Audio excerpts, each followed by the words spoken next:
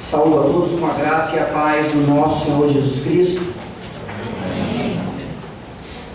Peço a compreensão dos meus irmãos, talvez o ritmo do sermão seja um pouco diferente hoje, eu não estou me sentindo muito bem, mas vamos orar ao nosso Deus, pedindo a Ele que não deixe que isso atrapalhe a sua santa palavra a ser pregada e aplicada com majestade. Lucas capítulo 19.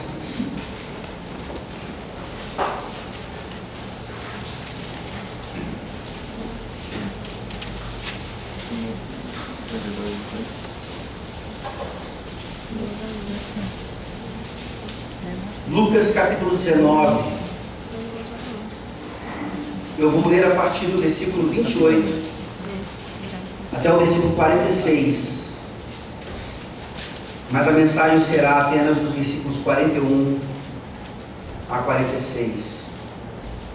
Lucas 19, de 28 a 46, mas a mensagem apenas de 41 a 46. Lembrem-se que essa é a palavra da salvação. E dito isso, prosseguia Jesus subindo para Jerusalém. Ora, aconteceu que ao aproximar-se de Betfagé e de Betânia, junto ao monte das oliveiras, enviou 2 de seus discípulos, dizendo-lhes: Ide à aldeia fronteira, e ali, ao entrardes, achareis preso um jumentinho, que jamais homem algum montou. Soltai-o e trazei-o. Se alguém vos perguntar: por que o soltais? Respondereis assim: porque o Senhor precisa dele. E indo os que foram mandados, acharam segundo lhes disseram a Jesus. Quando eles estavam soltando o jumentinho, os seus donos lhes disseram: por que o soltais? Responderam: porque o Senhor precisa dele. Então o trouxeram e, pondo as suas vestes sobre ele, ajudaram Jesus a montar. Indo ele, estendiam no caminho as suas vestes. E quando se aproximava da descida do Monte das Oliveiras, toda a multidão dos discípulos passou jubilosa a louvar a Deus em alta voz, por todos os milagres que tinham visto, dizendo: bendito é o Rei que vem em nome do Senhor, paz no céu e glória nas maiores alturas. Ora, alguns dos fariseus lhe disseram em meio à multidão: mestre, repreende os teus discípulos. Mas ele lhes respondeu: asseguro-vos que, se eles se calarem, as próprias pedras clamarão. Quando ia chegando, vendo a cidade, chorou e dizia: ah, se conheceras por ti mesma ainda hoje o que é devido à paz, mas isso está agora oculto aos teus olhos. Pois sobre ti virão dias em que os teus inimigos te cercarão de trincheiras, e por todos os lados te apertarão o cerco, e te arrasarão, e aos teus filhos dentro de ti, e não deixarão em ti pedra sobre pedra, porque não reconheceste a oportunidade da tua visitação. Depois, entrando no templo, expulsou os que ali vendiam, dizendo-lhes: está escrito, a minha casa será casa de oração, mas vós a transformastes em covil de salteadores. Amém. Amém. Vamos orar para o nosso Deus. Santo Deus, obrigado porque nós não precisamos mais ir a Jerusalém para adentrar o teu santo templo e termos comunhão plena contigo no Santo dos Santos. Jesus Cristo já fez isso nos céus, rasgando o véu no seu sacrifício e nos fazendo agora adentrar como membros da tua igreja, visível e invisível, brasileiros do século 21, prontos para te cultuar e receber de ti a tua palavra, a tua exortação, o teu encorajamento. Ó Deus, me ajuda nessa noite, tu sabes a minha condição física nesse momento, tende misericórdia de mim e que nada atrapalhe essa pregação da tua palavra, que sem dúvida alguma é a atividade do teu Santo Espírito. Usa-me, Senhor, como vaso de barro nas tuas mãos. E, por favor, aqueles que entraram aqui, não reconhecendo ainda o tempo da visitação, que seja hoje, ó Deus, que o teu Santo Espírito visite a esse coração de forma maravilhosa e salvífica. Em nome de Jesus que nós oramos. Amém. Amém. Você é apaixonado pelo quê? Qual é a sua maior paixão? Nós geralmente tratamos de paixão ou estarmos apaixonados quando pensamos em algum relacionamento. Talvez a sua maior paixão seja o seu cônjuge, talvez os seus filhos, a sua família. Mas nós sabemos que paixão vai muito além de meros relacionamentos. Talvez a sua maior paixão, mesmo que você não queira admitir, é o seu animal doméstico, é o seu trabalho, qualquer coisa que realmente faça do seu interior aquilo que aconteceu também em Jesus Cristo, quando ele apaixonadamente entrou em Jerusalém e demonstrou essa paixão de forma maravilhosa. Paixão não é um mero romance. Paixão, na verdade, é um sentimento humano, legítimo, que deve sim ser guiado pelas Sagradas Escrituras, principalmente pelo modelo do nosso Senhor Jesus Cristo. Nós começamos aqui a falar sobre essa questão da paixão, não por acaso. Nós vimos na semana passada a chamada entrada triunfal de Jesus em Jerusalém. E como é conhecido nos dias de hoje, principalmente por aqueles que seguem o calendário católico romano, Jesus entra na cidade num domingo. E aquelas pessoas, Lucas não nos diz isso, mas os outros evangelhos sinóticos dizem, pegaram galhos e começaram a saudar a Jesus como seu rei, recebendo e dando as boas-vindas a ele ali na cidade dos reis.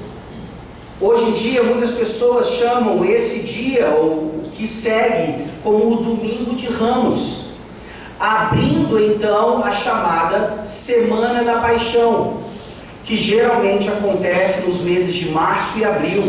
Vocês sabem a razão, aquele calendário todo ligado ao paganismo e tantas outras coisas.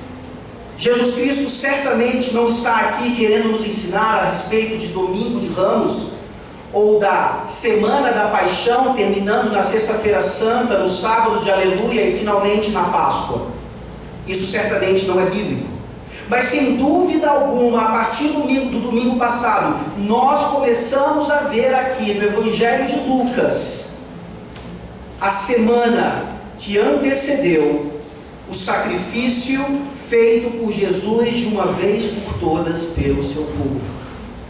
Até o final do Evangelho de Lucas, nós veremos aqui vários capítulos e vários versículos ainda que poderiam ser comprimidos em uma só semana. A parte final de Lucas vai além desse período, que compreende a ressurreição de Jesus e até mesmo a sua futura ascensão.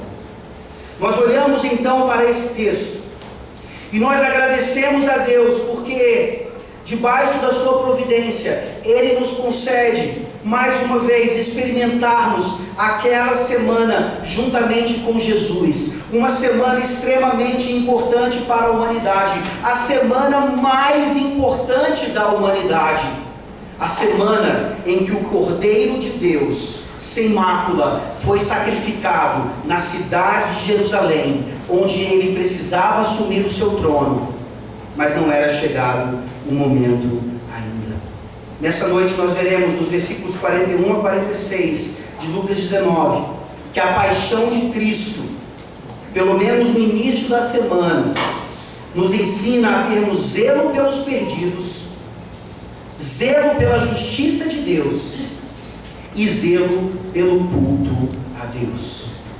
Nós rogamos a Deus para que esses versículos nos ensinem que a sua paixão nos ensina esse zelo pelos perdidos, pela justiça de Deus e pelo culto a Deus.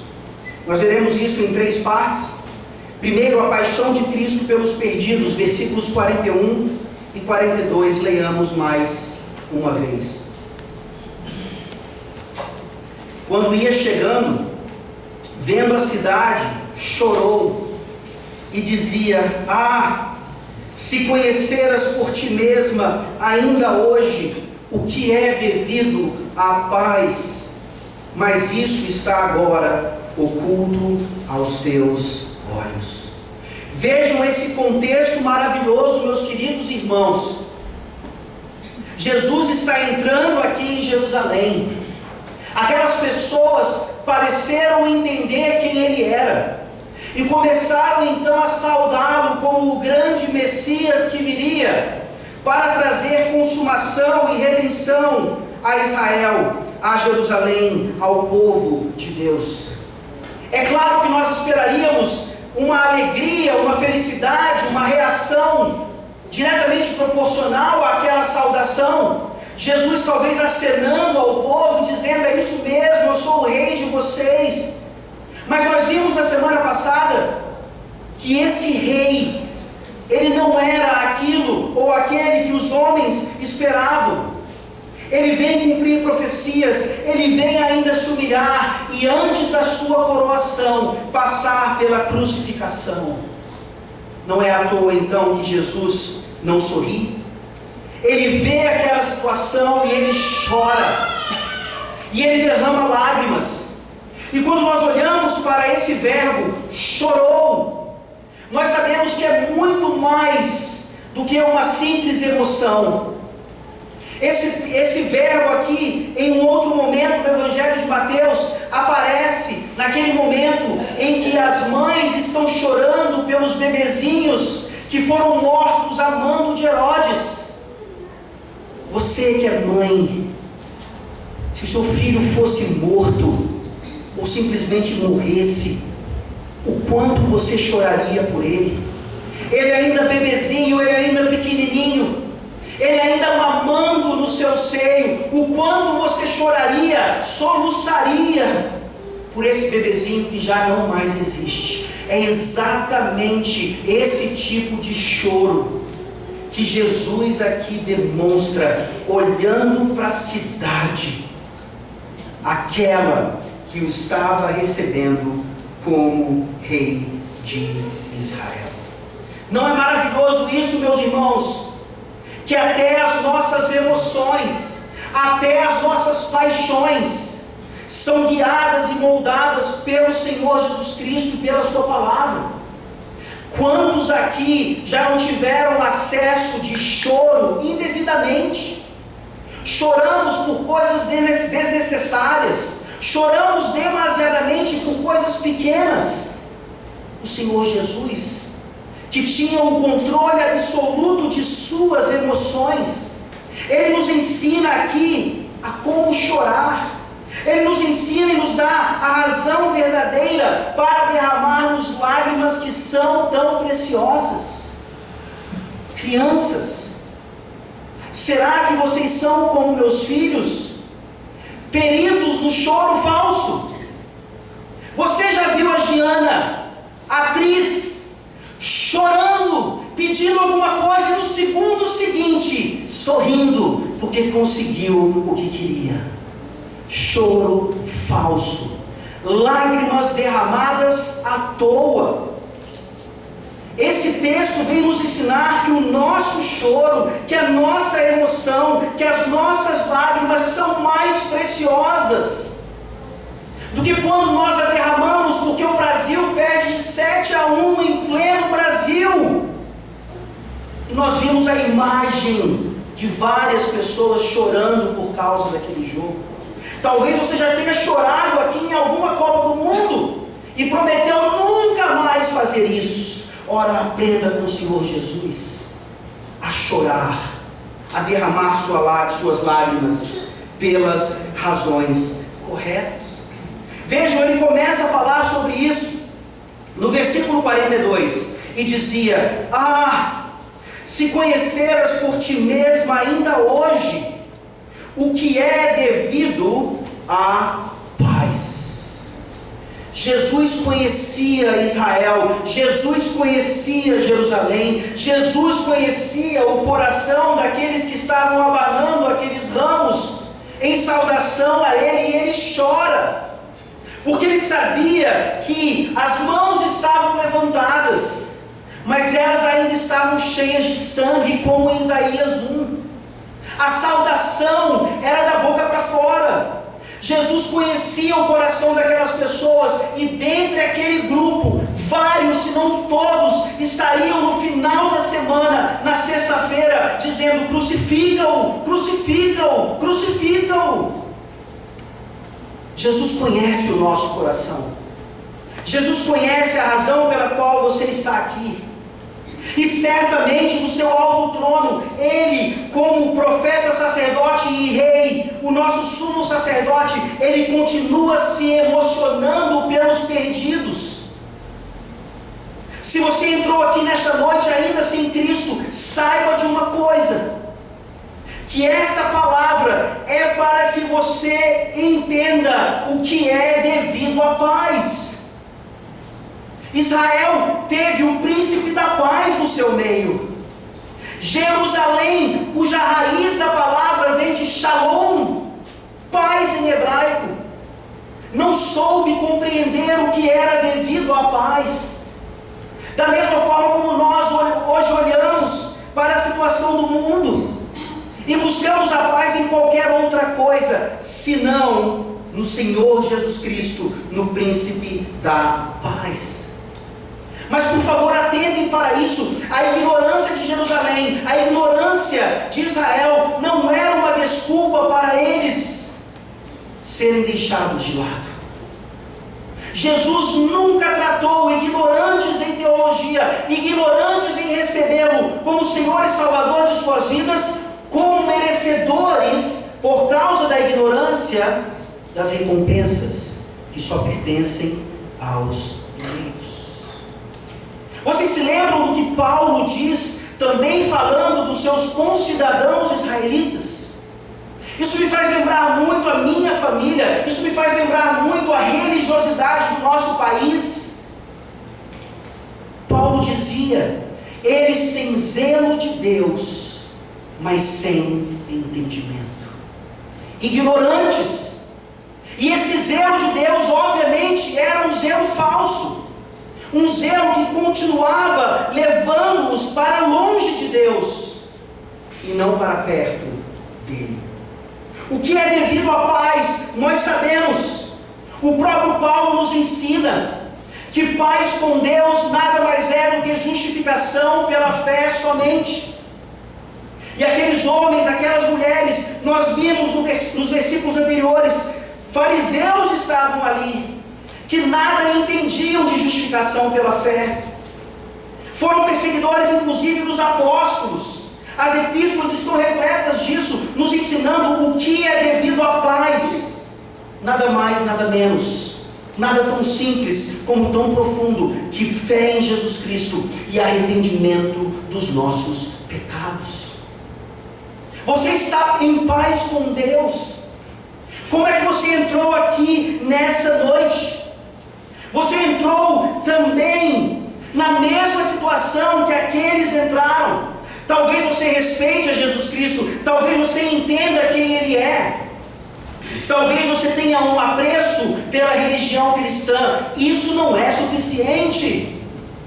O que nós necessitamos mais desesperadamente em nossas vidas é o que é devido à paz.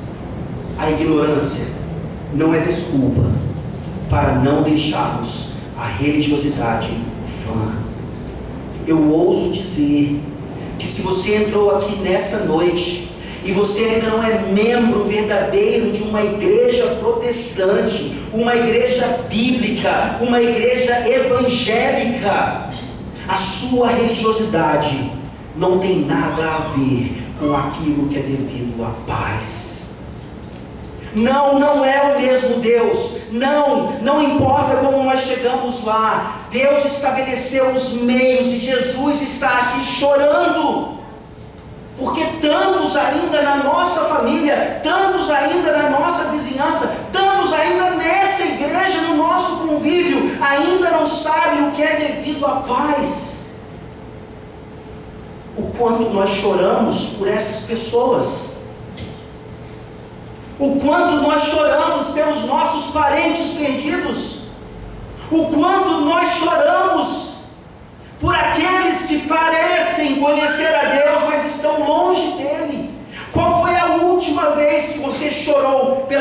mesma razão que Jesus está aqui chorando. Ele nos ensina a chorar, primordialmente, por aqueles a quem ainda está oculto o que é devido à paz. E aqui um ensinamento maravilhoso, um ensinamento que parece contraditório. A soberania de Deus, assim como a ignorância do povo, não é desculpa para não evangelizarmos ou para não nos emocionarmos com aqueles que estão caminhando para o inferno a passos largos. Nós podemos olhar para esse texto e dizer: ah, mas pastor, isso está oculto a eles, aprove a Deus ocultar aquilo.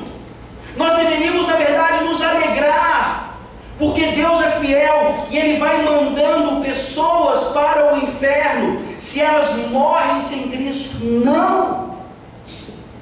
Se esse sentimento passa pelos nossos corações, nós estamos errados, porque humanamente nós nos emocionamos exatamente por isso, porque nós sabemos que no Evangelho há esperança, e aprove a Deus não nos revelar quem são os eleitos e quem não são. Por isso, diariamente, no meu trabalho, na minha escola, na minha vizinhança, onde quer que eu esteja, lágrimas devem ser derramadas mais e mais, porque nós convivemos com perdidos, e infelizmente nós nos acostumamos com isso.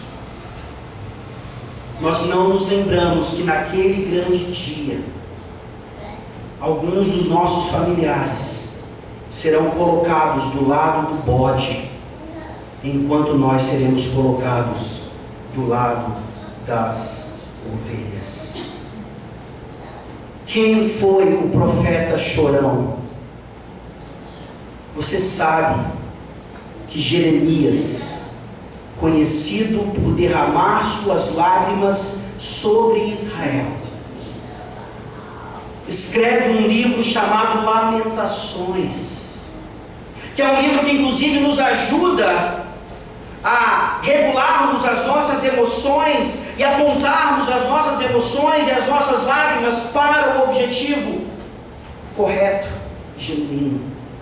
O profeta chorão, ele prega várias décadas e o povo mesmo assim vai para o cativeiro.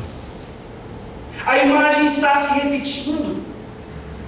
O profeta chorão é substituído agora pelo profeta dos profetas, que também chora, não porque Israel iria para o cativeiro, mas porque Israel sofreria exatamente o que ele diz nos versículos 43 e 44. A paixão de Jesus nos ensina a chorar, a nos emocionar pelos perdidos, a buscar a sua salvação, mas a paixão de Jesus também nos ensina nos versículos 43 e 44 o seu zelo pela justiça de Deus. Versículos 43 e 44, Jesus diz em profecia: pois sobre ti virão dias em que os teus inimigos te cercarão de trincheiras, e por todos os lados te apertarão o cerco, e te arrasarão, e aos teus filhos dentro de ti. Não deixarão em ti pedra sobre pedra, porque não reconheceste a oportunidade da tua visitação. Jesus sabia exatamente o que ia acontecer no ano 70 depois do seu nascimento. Ele sabia exatamente o que aconteceria ainda àquela geração, naquele ano tenebroso, em que o general Tito e as hostes, as tropas de Roma invadiriam Jerusalém e não deixariam pedra sobre pedra. Aqui nós estamos vendo um homem que se emociona por causa da ignorância e do desprezo do seu povo, mas sabe que esse mesmo povo, por causa do seu merecimento, vai provar do juízo de Deus. lá em 70 depois de Cristo. Vejam como Jesus, semelhantemente já como vimos em Lucas 17, traz aqui detalhes bem definidos do que aconteceria, para que ninguém tivesse dúvida de que a sua profecia era certeira e precisa. Pois sobre ti virão dias em que os teus inimigos te cercarão de trincheiras. É o exército romano cercando Jerusalém por todos os lados e te apertarão o cerco. Eles não apenas cercam, eles invadem. E no versículo 44 nós lemos: e te arrasarão, e aos teus filhos dentro de ti. Não deixarão em ti pedra sobre pedra, porque não reconheceste a oportunidade da tua visitação. Vejam a pessoalidade com que Jesus trata a solução dessas questões. Isso não fica tão claro no versículo 42, mas observem mais uma vez, a expressão ainda hoje, na verdade, literalmente significa ainda no teu dia, no dia de hoje, que é o teu, para conheceres o que é devido à paz. E ele confirma isso no versículo 44, como Israel naquele dia, no dia de hoje, sendo responsável por reconhecer a oportunidade da tua visitação. Veja que coisa maravilhosa. Depois você faz uma pesquisa na sua Bíblia. Todas as vezes que essa ideia de visitação aparece, é sempre uma visitação de salvação, é sempre uma visitação de esperança, é sempre uma visitação que oferece fuga ao pecador, que oferece conhecimento verdadeiro àquele que está caminhando para a sua perdição eterna. Você consegue entender essa mensagem hoje? Esse é o teu dia também. Você não veio aqui por acaso. Você veio porque hoje é dia da visitação. 70 depois de Cristo já está lá no passado. Deus já realizou a sua obra naquela geração. E aquilo nos mostra a esperança que nós temos daquele dia até o dia do juízo final. O quanto o Evangelho de Jesus Cristo continua sendo vitorioso, fazendo pessoas reconhecerem o dia da visitação. Nós agradecemos muito a visita de vocês. Vejo alguns aqui pela primeira vez. Não sei se já são crentes ou não, mas essa palavra nos mostra que mais do que a sua visita à igreja, importa a visitação de Deus por meio da sua palavra aos nossos corações, salvando-nos das trevas em que nós ainda habitamos, se ainda não temos Cristo como nosso Senhor e Salvador. Não saia daqui essa noite sem reconhecer a oportunidade da tua visitação. Nós vemos Jesus agora, ainda naquele contexto de saudação, rogando ao povo: eu não quero ser saudado, joguem esses ramos para lá, eu quero o coração de vocês. Se arrependam, se arrependam, se arrependam. É Jesus clamando e chorando e demonstrando a sua paixão, que muito nos falta nos dias de hoje, como seus seguidores. Não caiu a ficha ainda, então entenda. O profeta chorão Jeremias chorava porque Israel estava indo para o cativeiro. Como foi? Jesus, o profeta dos profetas, aqui chora porque Israel seria destruída definitivamente em 70. Como foi? Nós choramos hoje porque pessoas vão sair daqui sem aceitar a Jesus Cristo. E esse mesmo Cristo está voltando, e no dia do juízo, algo mais terrível do que 70, algo mais terrível do que o cativeiro babilônico acontecerá. É o cativeiro eterno, é o inferno, para aqueles que insistem em não reconhecer a oportunidade da visitação de Deus. Isso nos leva então à última manifestação de paixão aqui por Cristo. Ele é apaixonado pelos perdidos, ele é apaixonado pela justiça de Deus, ele não deixa de cumprir a sua palavra com pena dos perdidos. E finalmente, nos versículos 45 e 46, nós vemos a paixão de Cristo pelo culto a Deus. Versículos 45 e 46, leamos mais uma vez. Depois, entrando no templo, expulsou os que ali vendiam, dizendo-lhes: está escrito, a minha casa será casa de oração, mas vós a transformastes em covil de salteadores. Amém. Jesus agora, como os outros sinóticos nos ensinam, já está aqui na segunda-feira visitando o templo. Depois vocês podem conferir essa sequência, principalmente em Marcos. O domingo acabou, para eles lá, o primeiro dia da semana, e agora no segundo dia da semana, Jesus entra no templo. Jesus realiza aquilo que estava predito e profetizado em Malaquias 3, versículo 1. Por favor, abra sua Bíblia ali. Vejam o cumprimento. Ele não apenas profetiza coisas precisas, como ele precisamente cumpre coisas profetizadas a respeito dele.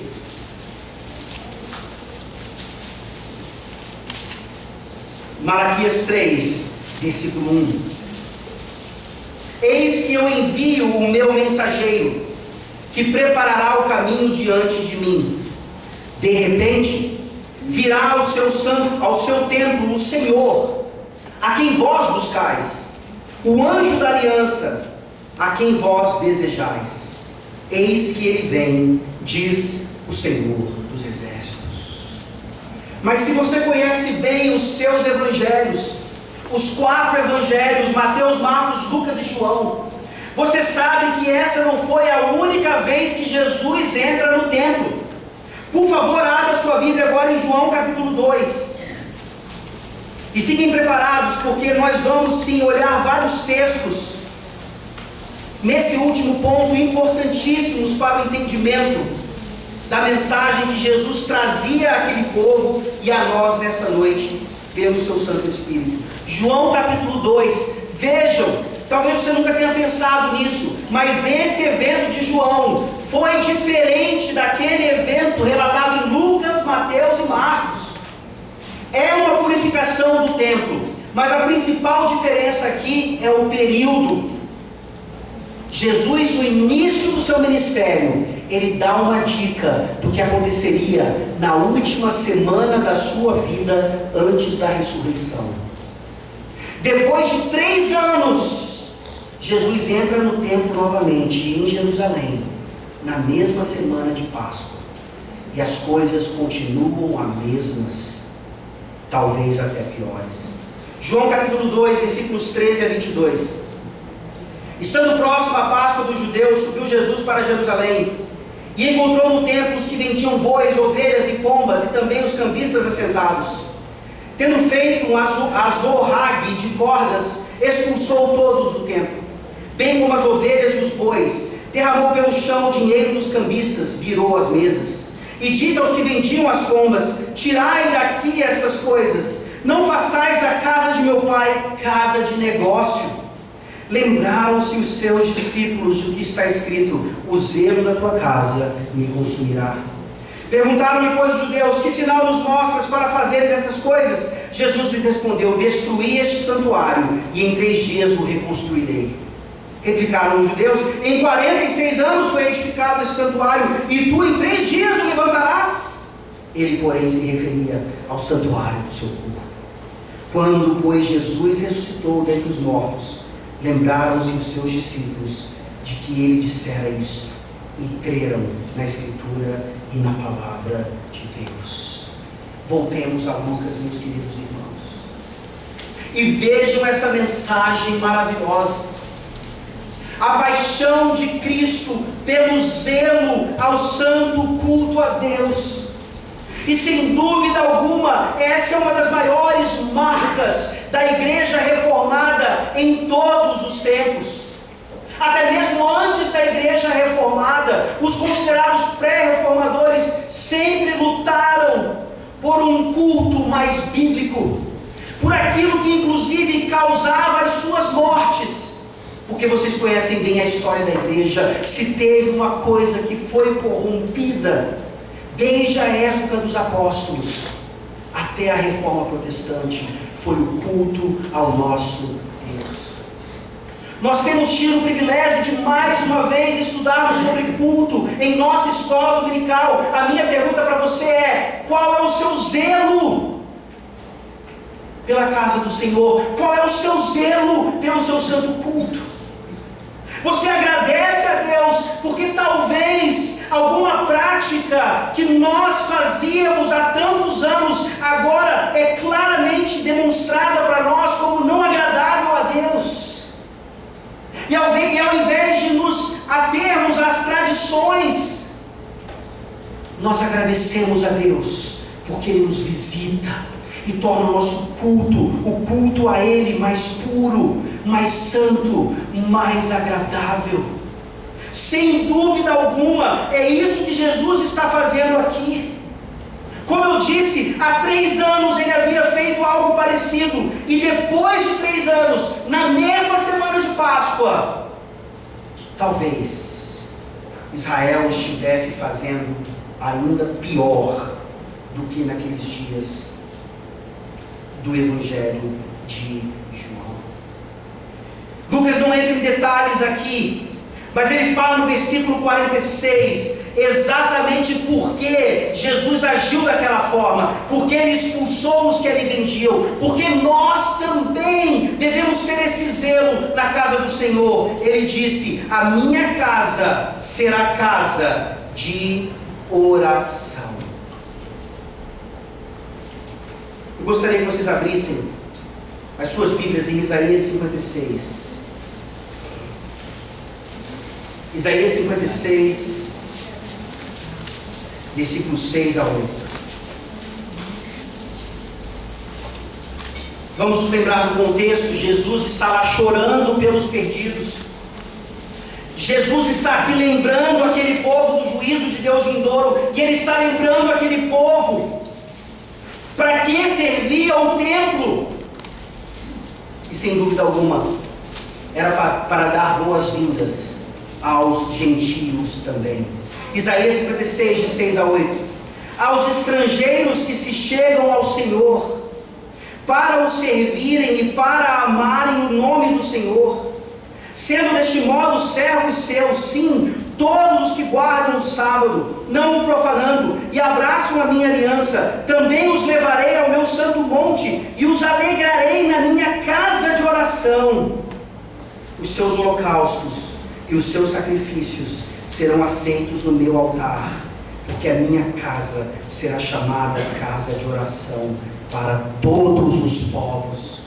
Assim diz o Senhor Deus, que congrega os dispersos de Israel, ainda congregarei outros aos que já se acham reunidos. É uma promessa de Deus.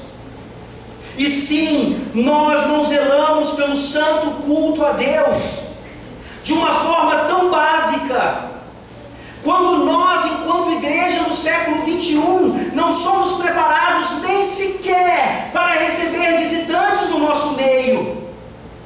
Não é simplesmente sermos simpáticos, não é simplesmente fazermos com que eles se sintam em casa, é mais do que isso, é mais do que boas-vindas, é saber que Jesus, nessa igreja, continua abrindo as suas portas para que pecadores entrem e se convertam e se arrependam e passem a fazer parte da casa de oração. Mais uma vez eu me dirijo àqueles que estão nos visitando. Eu não sei se você é cristão ou não.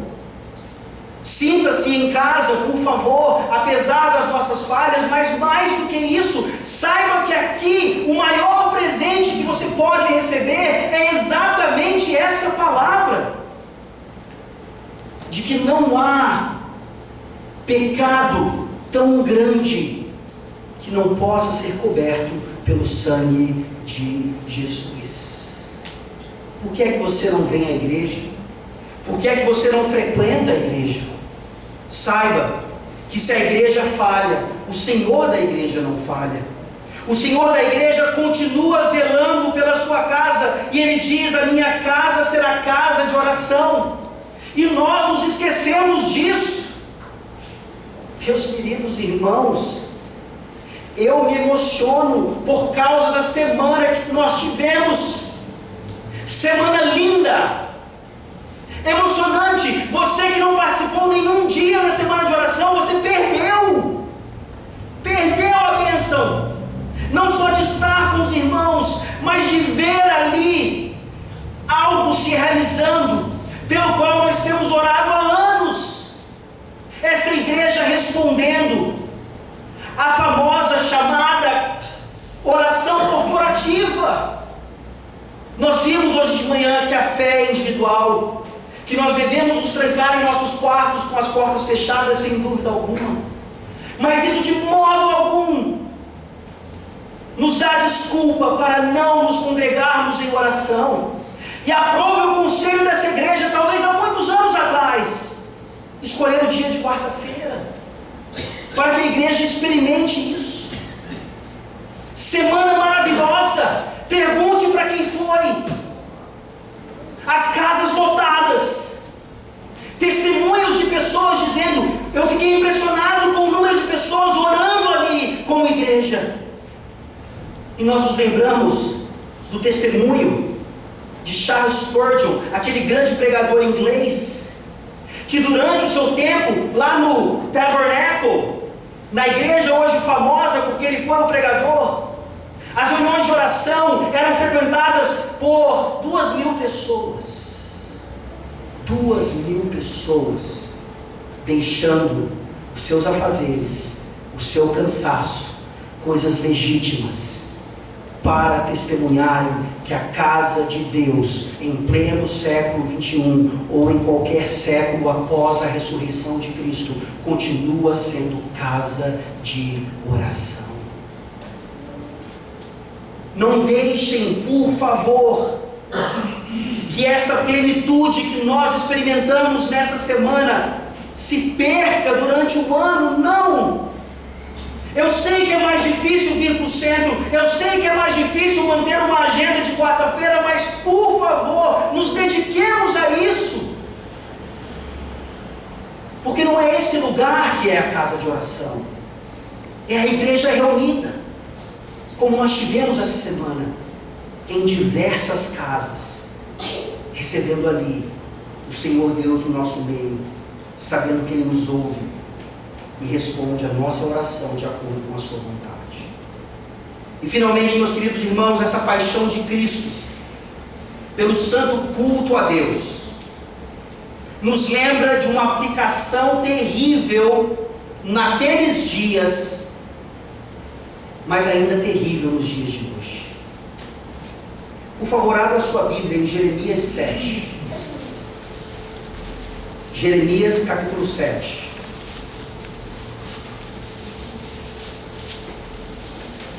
Versículos 9 a 11.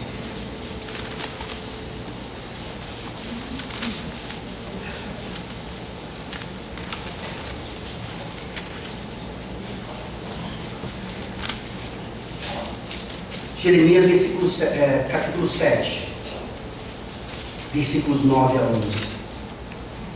Que é isso? Furtais e matais, cometeis adultério e jurais falsamente, queimais incenso a Baal e andais após outros deuses que não conheceis, e depois vindes e vos pondes diante de mim nesta casa que se chama pelo meu nome, e dizeis: estamos salvos. Sim, só para continuardes a praticar essas abominações. Será esta casa que se chama pelo meu nome um covil de salteadores aos vossos olhos? Eis que eu mesmo vi isto, diz o Senhor. Voltemos a Lucas capítulo 19.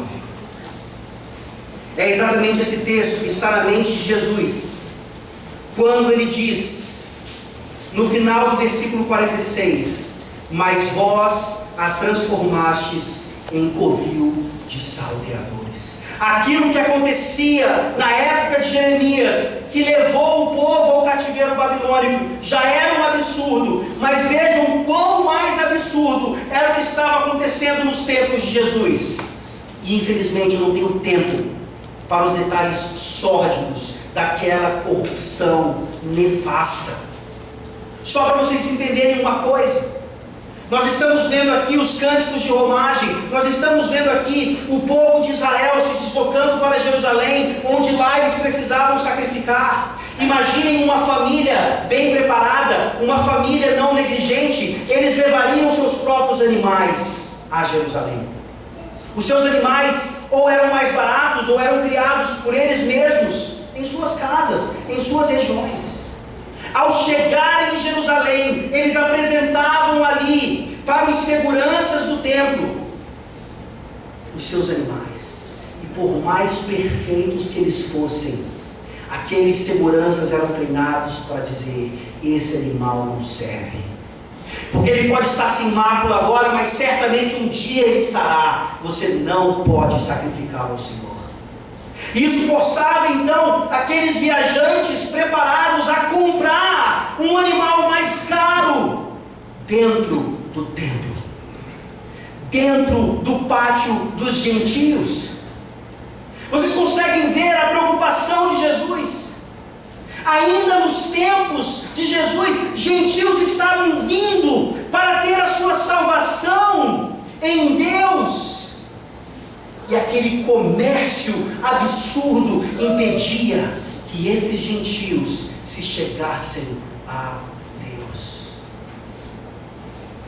Nós olhamos para a história de Israel e nós vemos o sumo sacerdote Anás, aquele que nós encontraremos mais uma vez no final do Evangelho, sendo o líder do comércio. Ele vendia como que franquias de barraquinhas de vendedores de animais e daqueles que precisavam fazer o câmbio das moedas, porque não era qualquer moeda que podia ser colocada no gasofilácio, apenas moedas que eram dedicadas ao Senhor e vendidas a preço de ouro. Vocês conseguem sentir nojo dessa atividade terrível dentro da casa do Senhor, impedindo que gentios se achegassem mais e mais a Ele? É por isso que Jesus se emociona, é por isso que na sua paixão Ele expulsa do templo essas coisas, Ele demonstra o zelo que nós devemos ter também.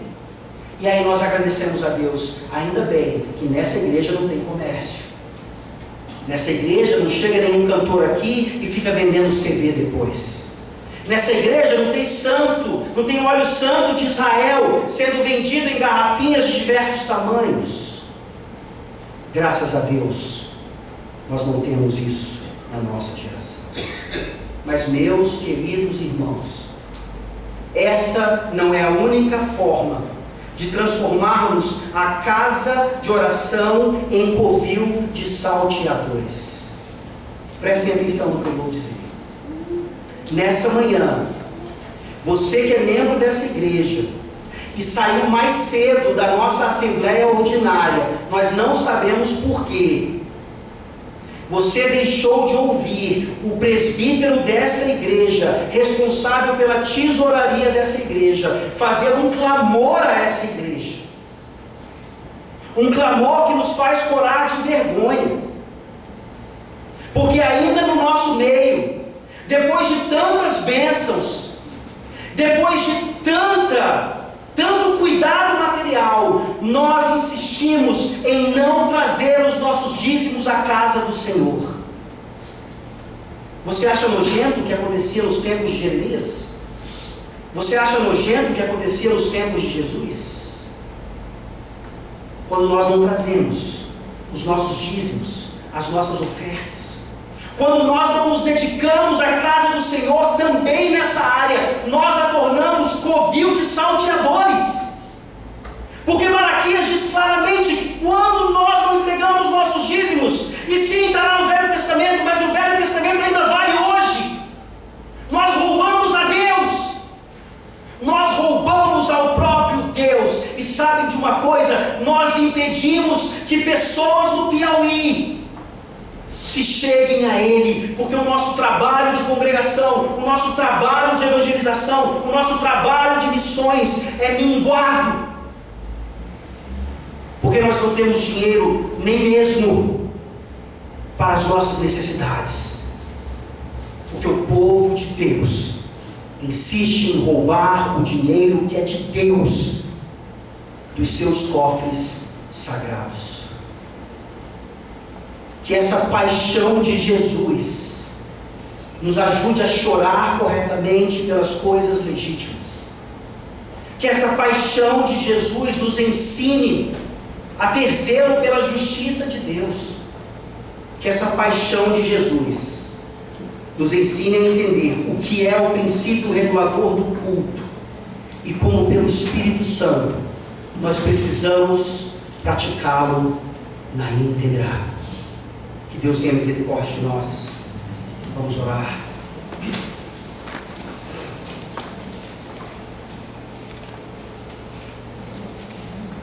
Ó Deus, perdão. Perdão porque nós não temos a mesma paixão de Cristo. Quando este esteve no nosso meio e chorou por perdidos e pecadores, e chorou ao se lembrar do teu juízo, mas nem por isso deixou de cumprir, e chorou ao ver a tua casa de oração, sendo convertida em covil de salteadores. Ó Deus, tem de misericórdia da nossa igreja. Se o orçamento da nossa igreja não é tão alto quanto deveria ser, por favor, meu Deus, traga um avivamento até essa casa. Que as nossas orações corporativas sejam dirigidas também nesse sentido. E não falamos essas coisas para enriquecer pastores ou líderes ou qualquer outra pessoa, mas sim para enriquecer a tua casa e o teu reino. E que o Piauí seja transformado num estado que doa, que oferta para missões, ao invés de continuar recebendo dinheiro chorado para continuar as suas mazelas. Tende misericórdia de nós e nos ajuda a sermos apaixonados por Cristo e apaixonados pelas coisas às quais Ele era apaixonado. É no nome dele que nós oramos. Amém. Amém.